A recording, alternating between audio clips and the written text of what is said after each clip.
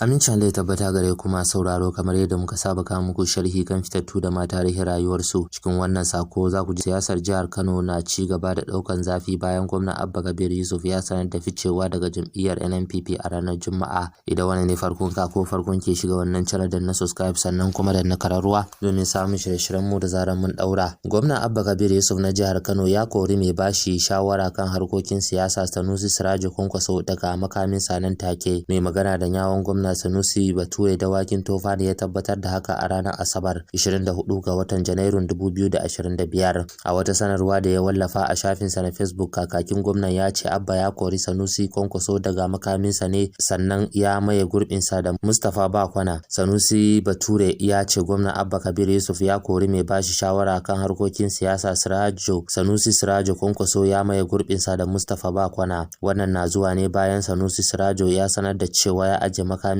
a gwamnatin jihar Kano tare da tabbatar da cewa yana tare da jam'iyyar NNPP da Rabi'u Musa Kwankwaso. Tsohon hadimin gwamnan ya faɗi hakan ne a wani faifan bidiyo da aka saki a ranar Juma'a 23 ga watan Janairun 2026 wanda Saifullahi Hassan ya wallafa a shafinsa na Facebook. A bidiyon Sanusi Sirajo ya bayyana cewa ya yanke shawaran ajiye aikin ne bayan samun rahotanni masu karfi da ke nuna cewa gwamna Abba ya fice daga jam'iyyar NNPP. Ya ce tun da farko ya rubuta takardar murabus ya mika amma ba a karba ba a hukumance, lamarin da ya sa ya yanke shawaran fito ya sanar da murabus ɗinsa ta bidiyo. Sai dai kasa da sa'o'i 24 bayan fitar da wannan bidiyo aka samu labarin gwamna ya kori Sanusi daga matsayinsa na mai ba shawara kan harkokin siyasa. Duk da babu wani cikakken bayanin kawo yanzu, Sanusi ya tabbatar da cewa an maye gurbinsa da Mustapha Bakwana kuma matakin zai fara aiki nan take. Mustapha Bakwana wadda jajirtaccen ɗan siyasa ne a birnin Kano ya yi aiki da Abdullahi Umar Ganduje bayan an yi canjin gwamnati ne ya koma jam'iyyar NNPP. To ma sauraro kar ku manta ku danna subscribe sannan kuma danna kararruwa domin samun shirye-shiryen mu da zaran mun daura.